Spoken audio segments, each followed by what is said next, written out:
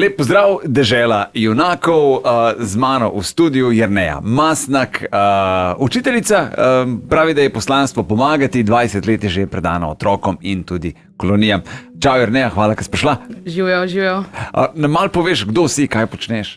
Ja, jaz sem Jerneja, prihajam iz okolice Celja. Kaj počnem?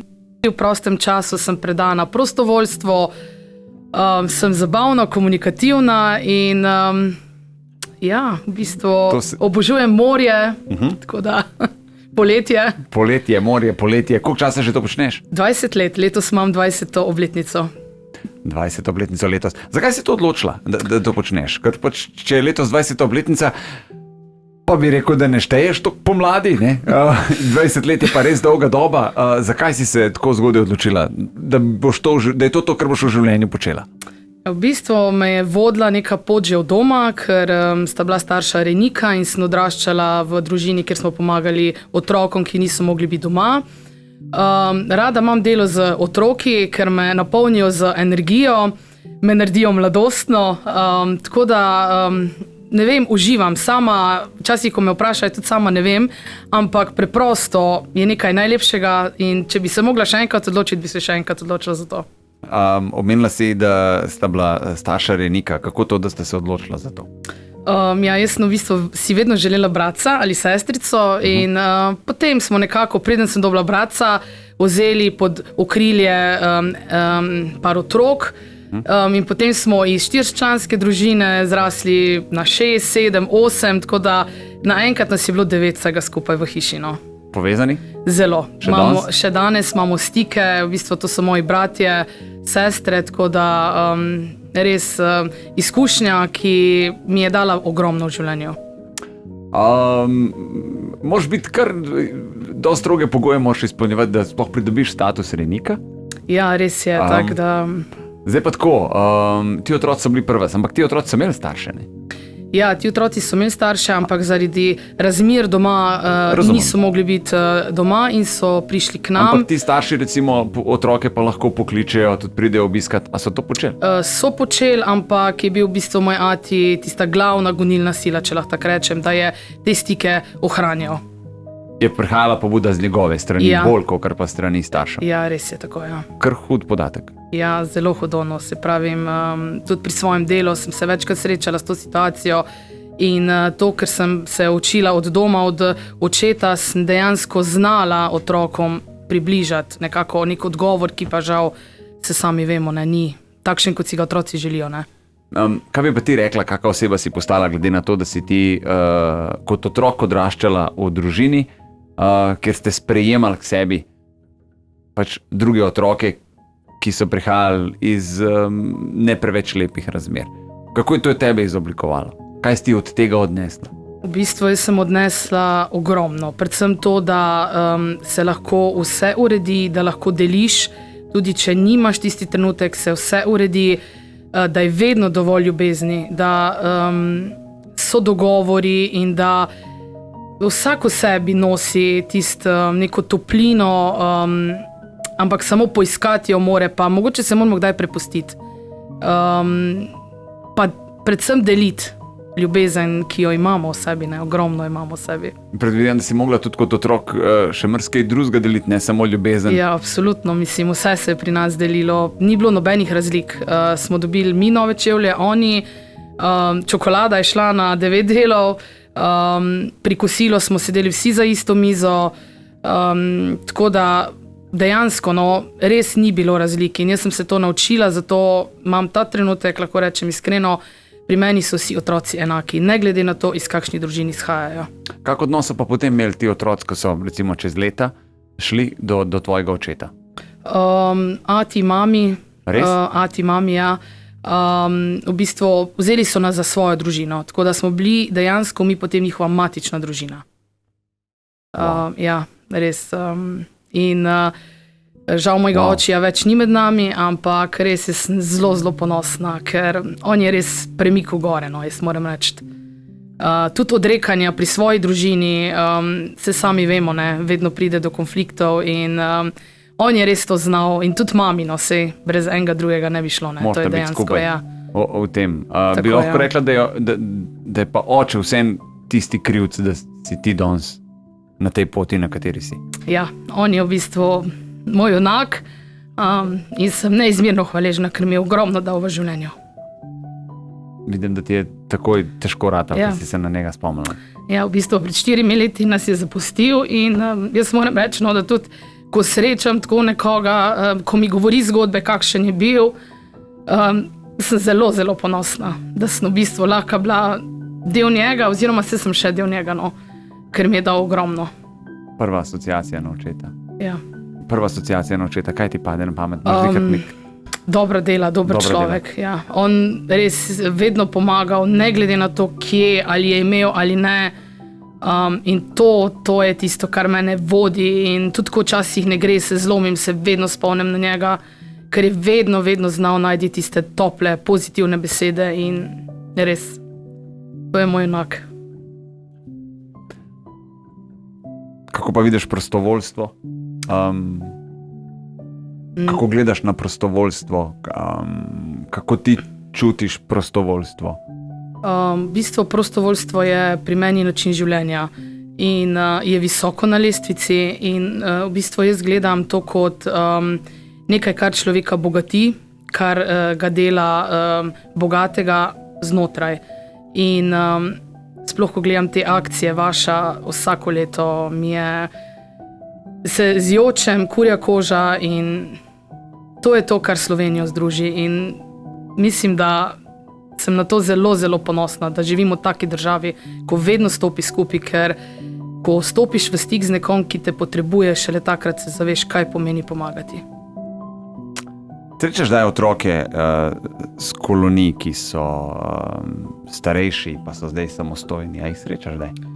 Srečam večkrat in neizmerno sem ponosna na to, da še dan danes priletijo k meni. Moja prva generacija je stara 26 let, da mi še vedno zaupajo in da mi povejo, kako hvaležni so, da so me spoznali v otroških letih, kako so veseli bili, da sem bila del njihove zgodbe poleti, da sem bila vedno enaka do vseh, da sem jih spodbujala, da sem jim dala tisto ljubezen, ki je nekateri žal doma niso nikoli imeli. Kaj pa je bilo tvoje sporočilo njim, ko ste bili skupaj? Kaj je bilo glavno sporočilo? Ker meni se zdi, da pač pri nekaterih prav vidiš, da mogoče ne verjamejo v lepši svet, oziroma saj v svojo lepšo prihodnost, ker imajo občutek, da je že izhodišče, ki ga imajo, da ni ravno obetavno. In včasih imamo občutek, da ti otroci nekako ne verjamejo, da se to da spremeniti, da se to da na glavo obrniti. In moje sporočilo je vedno, ne glede na situacijo, vi lahko posežete res po zvezdah, lahko ste v športu novi Dončići, lahko ste, mislim, to se zdaj sliši, Dončić je eden, ne? Ampak se tudi, če si pol Dončića, si zelo dober, ne? A veš, ja, res je, ja. Da se saj trudiš, da pač v to, kar verjameš, v to, kar je tvoja strast, kar si želiš, da se pa da, ne, da se pa marsikaj da spremeniti. Seveda brez truda in dela ne gre, ampak. Jaz jim vedno pravim, da name se lahko vedno zanesejo. Ne glede na to, kje so, danes živimo v dobi tehnologije, sem vedno na voljo in vedno jim pravim to, bodite, kar ste, dejte naprej, včasih rečem, gurajte, ker ste sposobni, znate, vse imate nekaj, kar vas bo naredil. In take ljudi, ko si mogoče zdaj ne predstavljate, ker v tisti situaciji v njihovih očeh smo mi junaki, ne. Čeprav jaz sebe nikoli nisem imela za junakinjo, ker res delam to s srcem in ljubeznijo, ampak res to oni težko je opisati, to moraš doživeti, ampak ko jim daš samo objem ali pa jim rečeš, super si, odličen si, ga motiviraš pa neki športni zadevi ali karkoli, to njega obogati in ve, ja, v redu bom uspel, ne. Čeprav jaz moram priznati, da včasih so neki vzorci, ki potem grejo iz družine v družino, ne, in tudi srečam otroke, ki pač žal, bom tako rekla, niso uspeli oziroma so postali del družbene odgovornosti, se ne znajdejo, imajo svoje otroke in se zatečejo po pomoč. To je tisto, kar dejansko boli, ampak Jaz pravim, prositi je treba, vedno je nekdo nekje, ki vam bo pomagal, ne? Pa se pogovarjati, govoriti o tem. Ne? Mislim, zdaj pričakovati, da bo pa 100% vsem uspelo, ne, ampak če že določenemu odstotku to uspe stvar spremeniti, jo spremeni tudi za prihodnje generacije. Ja, res je to, ja.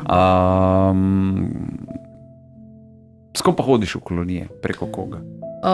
Zdaj letos imam 20 let kolonij, kjer jih organizira mestna občina Celje, ki je tudi sofinancer, to je v Baški in otoku Krko. 18 let sem hodila v kolonije na Debeli rtič in tudi v Baško z enim znanim celjskim podjetjem, ki je vsako leto peljal otroke iz socialno ogroženih družin. Tako da sem se srečevala z različnim okoljem, z različnimi otroki in to je res zgodbe, ki se včasih ne spomniš, pa pridejo zopet na plano. Ne? No in v teh 20 letih si zagotovo slišala kar nekaj zgodb. Ja, ogromno zgodb, ki sem jih mogla kar tisti trenutek se kar močno narediti, ampak potem zateči v en prostor in zjokati, včasih tudi poklicati nekoga, da sem dala to ven iz sebe. To so zgodbe, ki si ne moreš predstavljati, da živijo med nami. Naprimer? Deklice so se mi zaupale v krogu, imamo navado, da se posedemo, se malo pogovorimo, kako in kaj predstavimo, da so iz strani sorodnikov, celo bratov spolno zlorabljene in da jim noben ne verjame. To je bil histerični jok, besede, ki so letele iz ust tisti trenutek. In tudi sama v tisti situaciji nisem vedela takoj, kako odreagirati, tako da sem samo rekla močen objem, da smo vse predihale in se potem res za pol dneva čist odmaknile do vsega. In potem so stekli pogovori, kako in kaj, tako da potem deček, ki je vsako jutro pri zajtrku nabiral krem marmelado, da je odnesel domov bratco in sestrici, ki sta bila doma, ker dejansko si je želel, da bi bila ona dva deležna hrane in tega, kar je on svojim bratcem deležen tam. Mislim, to res še zdaj ga imam pred očmi. To ponavadi je, ne? Ko se ti zgodi nekaj lepega, ne, pa ko si nekje na nemogoče lepem kraju ali pa je povezano s hrano, si želiš tistim svojim najbližjim, da bi bili takrat o tebi, da bi isto izkusili. Takrat v tistem momentu začneš, mi zdi, da razmišljaš prav o tem. Ja. To se nam vsem zgodi, ampak če pa izhajaš iz tazga okolja, je pa to še toliko bolj močno. Res, mislim, s tresočim rokim v tiste male žepe, ki sta devala stvari, da sta lahko odnesla domov.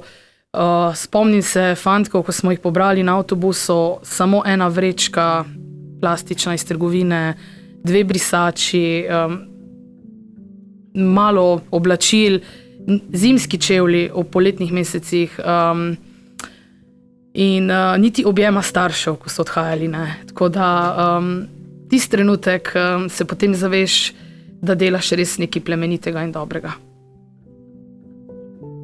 Ni nekega priročnika, kako reagirati v teh situacijah, ne? Ne, ni ga. Mislim, ne veš kako. Ne. In tudi se mi zdi, da če bom še nadaljnjih 20 let delala, ga ne bo. Ne boš vedela. Enostavno, kar čutiš, kar pride iz tebe. Ja. Tisti trenutek, kar začutiš, to narediš. In kako pa ti to potem predelaš? Ja, v bistvu tisti trenutek se delam močno, ravno zaradi otrok, ker si ne želim, da v bistvu njihova bolečina tako močno zareže, da bi se počutili manj vredni, ker kar hitro dobijo otroci ta manj vrednostni kompleks. Dejansko svojimi prijatelji v koloniji, sovzgojitelji se zvečer usedemo in si povemo te zgodbe, ki so definitivno, to je po 100 otrok, vsaj 50-60 takih zgodb imamo na kolonijo. Ne? Da te stvari predelamo in da se pogovorimo in gremo v nov dan in potem pomagamo otroku vsaj tistih 5 ali 10 dni. Ampak koliko je pa pomembno, da se ti, ne vem, tak otrok odpre? Kako sploh dosež, da se ti odpre? Ker vsem ti mora zaupati neke zelo težke pa osebne stvari. Ja, jaz grem vedno s tem... Kako sploh potem postavljati, težko je postavljati vprašanja in to prava vprašanja. Ja, jaz vedno v bistvu grem s tem pristopom, da smo prijatelji, da smo mamice, očkoti, vse tam na enem mestu. Dosti se pogovarjamo, tudi sama povem kakšno zgodbo, tudi sama mogoče delim kakšno vragolijo ali neumnost, ker skozi to potem oni začnejo svoje zgodbe, svoje stiske govoriti, ne. Se usedemo v krog, ker dejansko začutiš, no, tudi vidiš po mimiki obraza, tudi ali je otrok zaprt, ali je pripravljen iti z tujimi otroki in tujimi vzgojitelji nekam. In pol dejansko to samo letijo vam besede, res. To ga ne, pač tukaj jih ne ustaviš, ker morajo oni začutiti zaupanje, se to je predvsem na njih, ne. Če si ti človek, oseba, oni to takoj začutijo in to je lahko... Imaš občutek, da so kdaj prehitro odrasli? Absolutno, mislim, to se mi zdi, da se srečam z zgodbami, ko otroci 8-9 let stari skrbijo za svoje starše zaradi različnih stvari, ali zaradi alkohola, drog, vsega, more on iti po mlajšega brateca v trgovino, on skuhati kosilo, ker pač mami ne more, ker je zaspala na kavču, iti v trgovino, celo si sposoditi denar od sošolca, da lahko priskrbi, da si kupita čokolino, da imata za zajtrk. To so zgodbe, ki jih sploh ne moreš verjeti, če jih ne slišiš, no.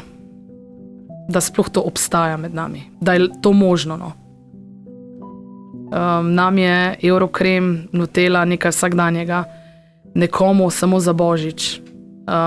Samo za Božič si lahko privoščijo Nutello. Milo za tuširanje, ki je danes vemo vsem na dosegu rok, ga imajo nekateri otroci iz dobrodelnih projektov, ki se izvajajo decembra meseca, še junija, julija in ga uporabljajo celo leto. Res, to so... A je kdaj preveč tudi zate? Ja, moram reči, da sem lani imela eno tako prelomnico v življenju, ko sem pa dejansko mogla reči določenim stvarem stop, se malo staviti, premisliti in dejansko se malo odmakniti od vsega, ker se mi zdi, da je prišlo vse nekako za mano. Neki spomini, neka dejanja in sem potem rahlo naredila neko pauzo. Sicer v kolonije še absolutno hodim, so postale del mojega življenja. Mogoče sem se odmaknila od nekaterih projektov, ker je bilo res preveč vsega, no. To so zgodbe, ko so me včasih ljudje vprašali, kako to predelaš, kako se soočiti s tem, si sploh nisem predstavljala, ko sem rekla, pa sej gre, sej dejansko nekako par dni, ne, sej ne pozabiš, daš vse, pač pustiš, ne, ampak pride. Potem skozi leta, čez čas, pride nazaj. Sploh, če srečaš, če se spet sooči z eno stisko ene družine, zgodbami otrok, potem pride to vse nazaj, no. To je neprekinjeno. Neprekinjeno, ja. In to 20 let. Ja. Neprekinjeno, A se zgodbe... A veš, 20 let je res dolga doba in vsak let so te kolonije in vsak let so pač tudi otroci menjajo in tako naprej. A zgodbe ostajajo enake? Pa ne bom rekla enake, ampak skoraj podobne. Podobne, no, vse to sem hotel reči. Ja, podobne, ja. Podobne zgodbe. Je mogoče kakšno leto, ko jih ni toliko, to je mogoče, ampak jaz sem tukaj peta v to prostovoljstvo, glede na to, da delam v šoli, da mi tudi dosti otrok pozna, tudi družin, ki sem jim skozi leta pomagala, da dejansko, ko se obrnejo na tebe, samo da jim prisluhneš, nekako je potem spet, ne, nikoli ni konca, tako sva rekla prej, je začaran krog, ne, ja. Pa se ti zdi, da se ljudje v Sloveniji zavedamo, da so okrog nas določeni, ki so pa v stiski? A se ti zdi, da živimo v nekem mehurčku, da... Mislim, jaz bom tako rekla, no, se mi zdi, da dokler ne pride neka zgodba v javnost, dokler ni nekih dobrodelnih projektov, ki se opominjajo, ljudje kar malo pozabijo na te stvari, ampak vseeno se mi zdi prav, da se to o tem govori, ker v bistvu tisti ljudje, ki so ostali, mislim, ki so v stiski, ni prav, da so sami. Ampak...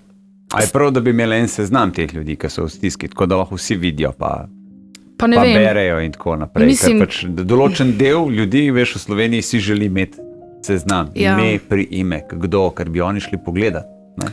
Oni bi šli pogledati, kako ste vi res bogi. Mislim, to je tisto, kar mene najbolj zaboli pri teh akcijah, ne? Da se gremo eno stvar, ker pač ne vem, v bistvu zakaj? Ti ljudje z imenom, priimkom so samo ljudje, taki kot oni in to ni prav. Že tako je stiska ogromna, ker niti ne vejo kako.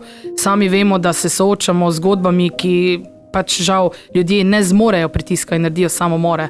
Tudi otroci so v teh zgodbah noter, pstijo neke posledice in to se mi absolutno ne zdi prav. Mislim, lahko greš, ampak pojdi pomagati. Ne pa s prstom kazati, ja, ma to, ma ono. Ne, pridi pomagaj. Zdaj, koliko dobrodelne akcije pomagajo? Imajo kaj učinka? A poznaš koga, ki smo mi mogoče pomagali?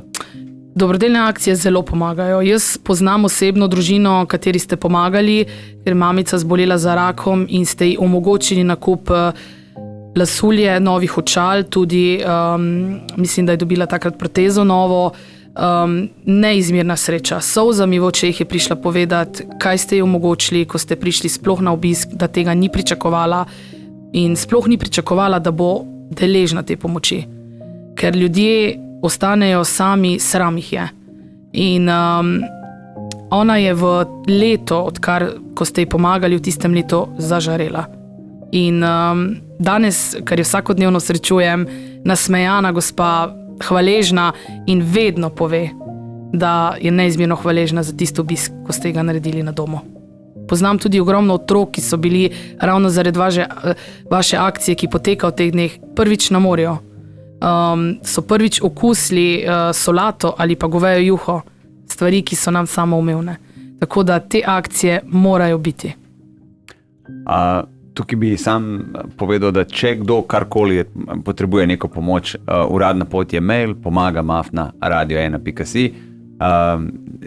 Ne berem tega, ne pregledam, ne vem, kdo to pošilja, kdo se prijavlja in tako naprej. In se mi zdi, da je tudi prav tako, da komisija na fundaciji pa to ve, to obravnava in potem jaz prvič slišim za zgodbo nekoga, ki je rabo lasulja počala. Tako da pač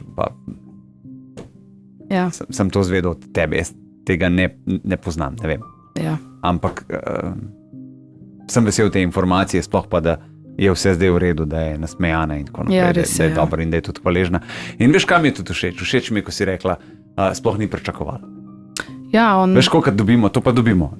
Nikoli si ne bi mislil, ampak je to. In tako veseli, da pač nekdo pozna nekoga, ki je, pa se tudi sami javljajo. Kako vidiš akcijo Deželak junak? Tukaj gre samo za otroke, da jih peljemo na morje, pa jih ne peljemo jih mi, ne? Skoro rečem, vedno peljemo, ampak pelje jih ZPM, pelje jih Rdeči križ, pelje jih, peljejo organizacije, ki se s tem ukvarjajo, ne? Mi smo pa tisti, ki pač nekako smo zvočniki teh otrok, ljudje donirajo in potem otroci gre. V bistvu se brez vas tega ne bi bilo, ne? Tako da ste ogrom delež tega. Ravno včeraj sem mamici doma rekla, ko sem gledala ta vzpon na Kum, kaj ste naredili v teh letih. Iz nekega manjšega kroga ste zbrali celotno Slovenijo. To je praznik dobrodelnosti, prostovoljstva. To sodelujejo tako otroci, posamezniki, društva. Mislim, da je to en projekt, ki je združil Slovenijo, tako kot mnogi vaši projekti, ki združijo. Res, vsakeč, ko pogledam kak video, kako je bilo, imam solze v očeh in kurjo kožo, moram priznati, ker res to, kar ste naredili, povezali, prav to, ta povezanost, to je tisto, kar največ šteje. Kje pa misliš, da smo ta trenutek kot družba? Ja, zdaj jaz nočem biti kritična, ne, kot družba, ampak mi kot družba moramo še ogromno postoriti. Sej pridejo dobri, slabi dnevi družbe, bom tako rekla, ne, ampak se mi zdi, da nam še kar manjka do neke močne empatije, nekega. Se mi zdi, da kar malo Jaz sem pa kontra, veš. A res? Jaz sem pa kontra.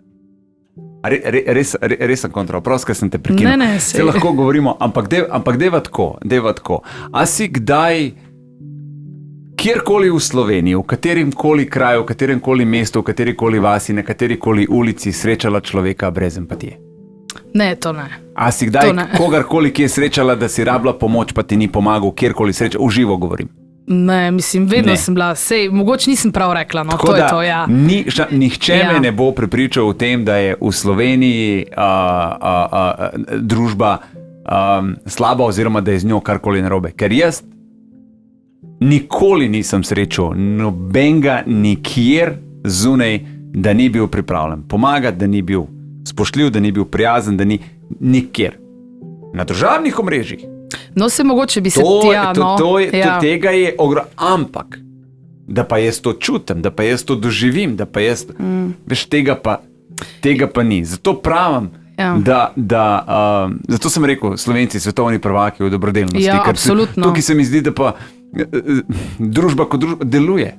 To se pokaže, to so tudi rezultati. In tudi pravim, da tega v živo ni čutiti, kvečemu nasprotno. Čutiš podporo, čutiš euforijo, čutiš ljudi, da si pomagajo, in to smo videli tudi pri poplavah, pa brez veze, pustimo donacije, ampak ta pomoč, roke, prim, pomagi, dajmo to.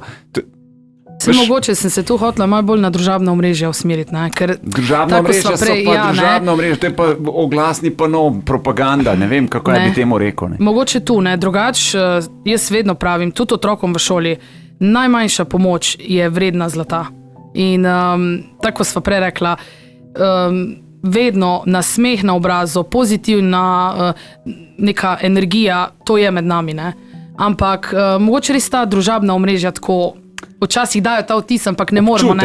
Občutek dajo, kakor da smo družba, ki je, ne vem, razdeljena in taka in tako naprej, ampak v resnici pač kakor, pravim, jaz mesto, vas, ulica, hiša, ni.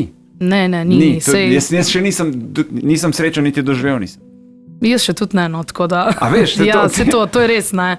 Mogoče se nisem prav izrazila, no. Ne, pa se ne že narobe, se vem, ampak tako, doskrat tako ljudje pravijo, mogoče je tako, ampak ne, jaz še zmer verjamem v to, da je top. Ja, mislim, jaz tudi, bom tako rekla, jaz sem vedno obkrožena s takimi ljudmi, ne. Iščem ljudi, ki so nasmejani, srčni, z neko isto miselnostjo, ne? Tako da tudi pride kdaj pa mogoče se ne strinja, ampak ga kar hiter malo lej, pa mogoče tak, malo omehča zadevo, ne? Ampak se pravim, no, smo, no. Smo, absolutno, to tudi zdaj dokažemo, ne, s to akcijo. Še kakšno sporočilo za poslušalce? Ja, jaz bom tako rekla, ostanite dobrodelni in naj vas vodi ta misel, ne, če dela z ljubeznijo, je ob tebi vedno dobra čarovnija. Wow. Jerneja Mastnak otrokom pomaga že 20 let, pa še učiteljica povrh. Hvala za obisk. Hvala vam za povabilo in vse dobro še naprej in ostanite tako dobrodelni. Hvala.